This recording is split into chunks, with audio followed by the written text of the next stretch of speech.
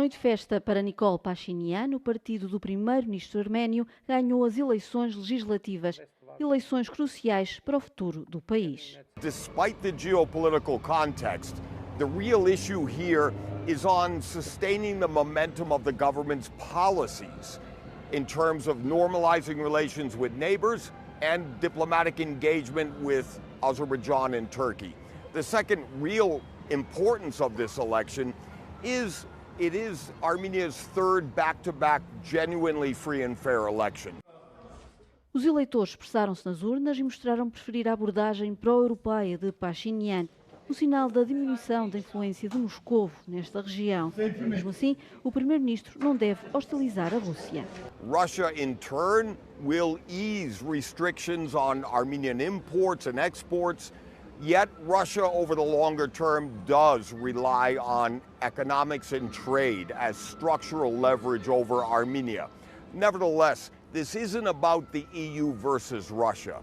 This is the Armenian government's delicate balancing act. Resta saber como é que Moscou e os países vizinhos vão reagir a estes resultados. The real question is not what direction Armenia is going to go. We know that. What will be the reaction of Russia and the other neighbors? We assess that Russia may continue to try to embargo goods from Armenia, and you have to remember that almost all of Armenia's gas and oil is imported from Russia. Armenian Prime Minister Nikol Pashinyan has declared victory in the elections here. He celebrated in the early hours of this morning with his civil contract party, saying that the win was a historic victory. Now, around 60% of those votes have been counted. It wasn't an absolute win, but it was a simple majority of around 53%. Of course, Armenia clearly turning the page in what has been a tumultuous past couple of decades. The Georgian PM was the first leader to congratulate Mr. Pashinyan on that win, and these elections have been a real test for him. Of course, Armenia has been coming under intense economic pressure from Moscow, and of course there was his election pledge to deepen ties with the West. For now, it will be interesting over the coming days to see what Russia's reaction to that win will be. Jane Witherspoon, Euronews in Yerevan, Armenia. Sirenes de ataque aéreo em Vilnius devido à presença de um drone. Todos receberam um aviso nos telemóveis e foram instruídos a procurar abrigo. Esta operação de emergência foi levada a cabo na Lituânia a 20 de maio e até políticos de alto escalão tiveram de se proteger. Na Alemanha, no entanto, quase não existem refúgios disponíveis para um cenário semelhante. Uma associação na capital alemã deu o primeiro passo para mudar a situação. Gera atualmente 20 bunkers da Segunda Guerra Mundial. A maioria foi transformada em museus. 2 das construções vão agora voltar a ser usadas como abrigos. Was wir nämlich vorschlagen, ist diese Anlage, die ja sehr gut erhalten ist, wieder dem Zivilschutz zur Verfügung zu stellen, dass wir die Anlage so herrichten, dass wir im Ernstfall für etwa 900 Personen, das ist so die Kapazität, die den heutigen Ansprüchen genügen dürfte, dann für den Ernstfall zur Verfügung stellen. Da wird man noch ein bisschen was investieren müssen. O sistema de ventilação, por exemplo, remonta à década de 1980, época da Guerra Fria. O ministro da Administração Interna da Alemanha prometeu 10 mil milhões de euros num pacto de defesa civil. Há um modelo de abrigo em desenvolvimento há 2 anos, mas sem resultados até agora. A associação em Berlim decidiu fazer ela própria os preparativos iniciais. Was wir sehen, sind zum einen Klappstühle, die wir besorgt haben und entsprechend auch mehrere hundert kleine Wasserkanister, die dann an die Schutzsuchenden ausgegeben werden können, sodass man sich dann also auch zur Not, je nachdem, vielleicht auch zu 2, zu 3 so einen Kanister teilt.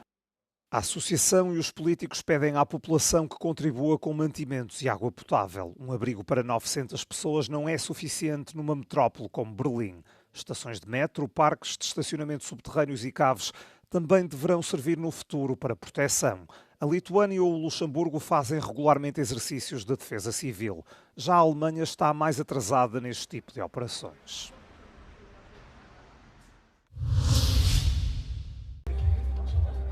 Jack Wheeler tem 82 anos, viaja desde os anos 60 e já esteve em todos os países do mundo. My wife asked me how many countries I'd been to. It's like 20 years ago. And so it turned out it's about 140. She said, why don't you try for them all?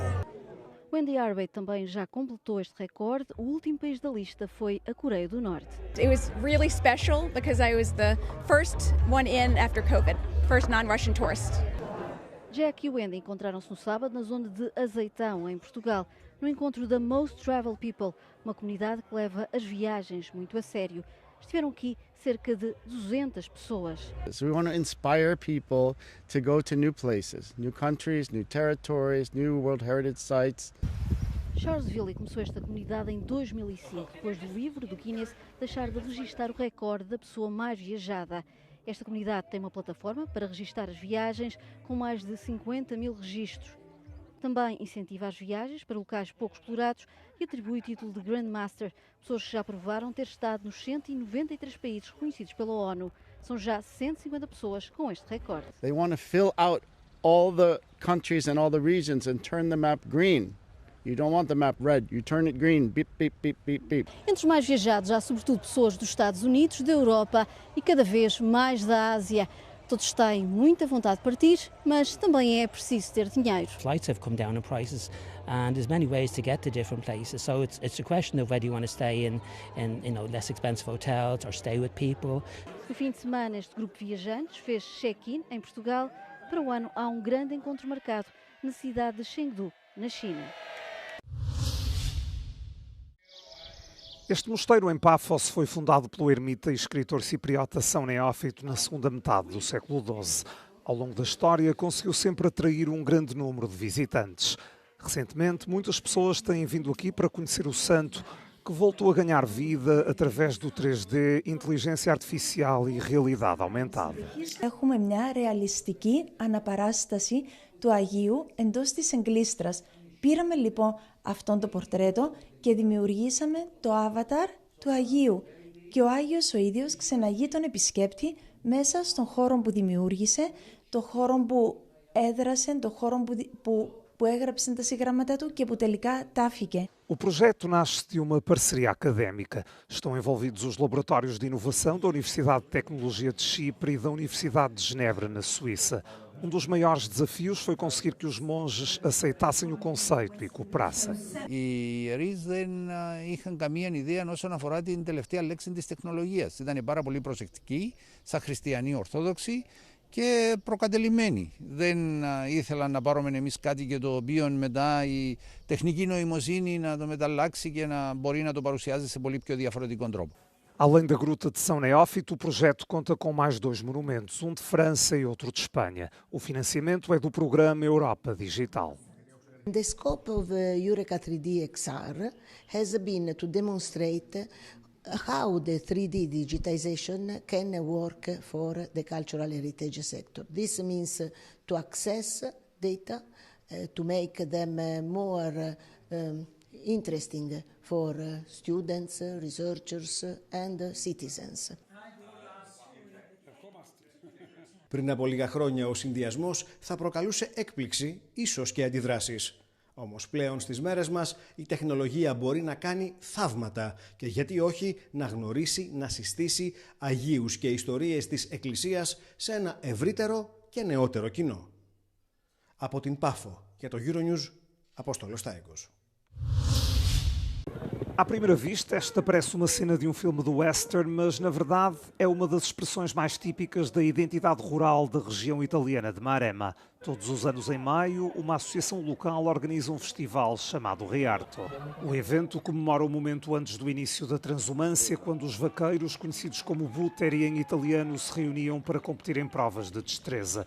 Durante séculos, os butteri dedicaram-se especialmente às vacas da região de Maremma, que ainda hoje vivem apenas em pastagens agrestes. Para juntá-las, usavam as capacidades de montar a cavalo.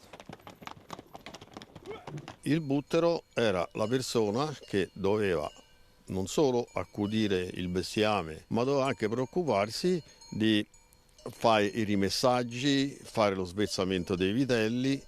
Il suo modo di lavorare non era solo era com il cavallo. Com o avanço da tecnologia, os vaqueiros quase desapareceram, mas a paixão de quem aprecia esta vida ajudou a salvaguardar a prática.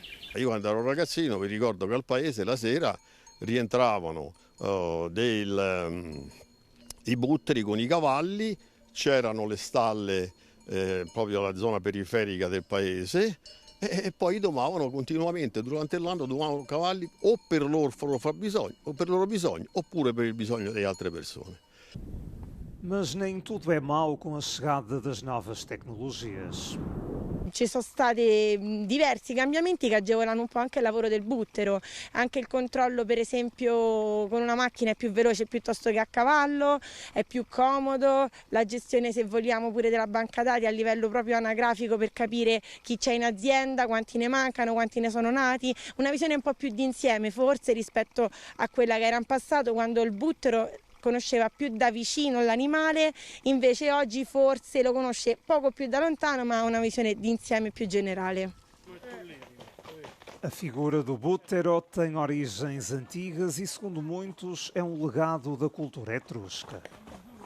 La parte del buttero è proprio questa, essere il supervisore del proprio lavoro, di se stesso, e per questo è una cosa che ti rende anche molto orgoglioso, perché non sei responsabile solamente di te. Sei responsabile di tutto ciò che ti circonda, della tua azienda, delle tue vacche, di ciò che ti hanno lasciato e deve essere una cosa che ti rende fiero.